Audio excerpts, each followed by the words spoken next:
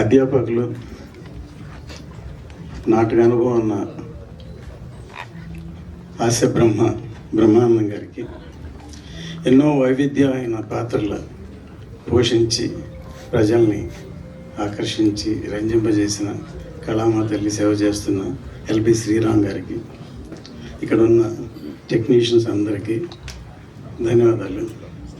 ఎందుకంటే నిన్న రాత్రే నాకు ఫోన్ చేశారు, రేపు ఉత్సవం వెళ్ళండి, సురభి నాటక రంగాన్ని బేస్గా చేశాను సార్, టీజర్ లాంచింగ్ మీరు రావాలంటే తప్పకుండా వచ్చాను. నాకు సురభి నాటక రంగాన్ని బేస్ చేసే నాకేం తెలియదు యాక్చువల్గా, చెప్పంగానే సో మంచి ఉద్దేశంతో సినిమా చేశారనుకుని వచ్చాను.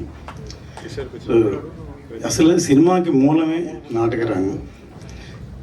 మన ఇండియాలో పూణే ఇన్స్టిట్యూట్, ఫిల్మ్ ఇన్స్టిట్యూట్, ఇక్కడ ఎన్నో ఇన్స్టిట్యూట్లు ఉన్నాయి, అంతకంటే ముందు నుంచి నాటక రంగం ఉంది. నాటక రంగం జానపదాలు అయితే మన చరిత్రని, మన భారతాన్ని, రామాయణాన్ని, చాలా విషయాలన్నీ ప్రజలకి చెప్పేటట్టు సాయంత్రం కష్టం పనిచేసి వచ్చి నాటకాలు చూసేవాళ్ళు. అలాంటిది ఆ నాటక రంగం. నేను సురభి నాటక రంగం గురించి నాకు తెలియదు, కానీ సురభి బాల సరస్వతి గారు నాకు తెలుసు. ఎందుకంటే నేను 53 సంవత్సరాలకి సినిమా ఇండస్ట్రీలో ఉన్నాను. తర్వాత ఎస్వి రంగారావు గారి దగ్గర నుంచి, సూర్యకాంతం గారి దగ్గర నుంచి, సావిత్రి గారి నుంచి, రామారావు దగ్గర నుంచి అందరితో పనిచేసే అవకాశం, అనుభవం. తర్వాత నేను ప్రొడ్యూసర్ అయ్యాను, టెక్నీషియన్గా ఉండి డైరెక్టర్ అయ్యాను. ఈ టీజర్ మొదటి డైలాగే చాలా ఆకర్షితంగా ఉంది.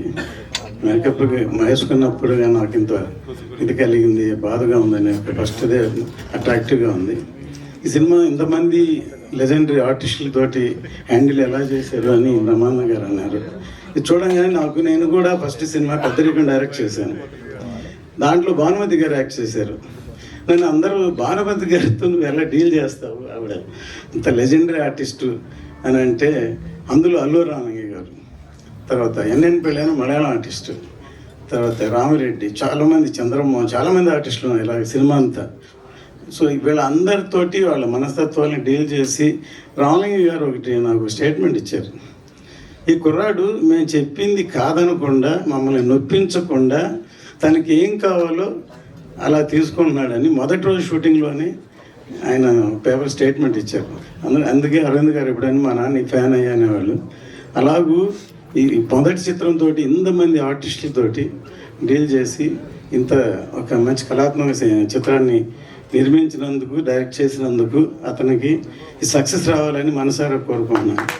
ఇందులో పనిచేసిన ప్రతి టెక్నీషియన్, మంచి టెక్నీషియన్స్ పనిచేశారు. అందులో నేను ఈ మధ్య అనంత శ్రీరామ్ గారి స్పీచెస్ ఆయన చూస్తున్నాను. ఆయనకి ఎంత దేశభక్తి ఉందో దాన్ని బట్టి నాకు అర్థమైంది.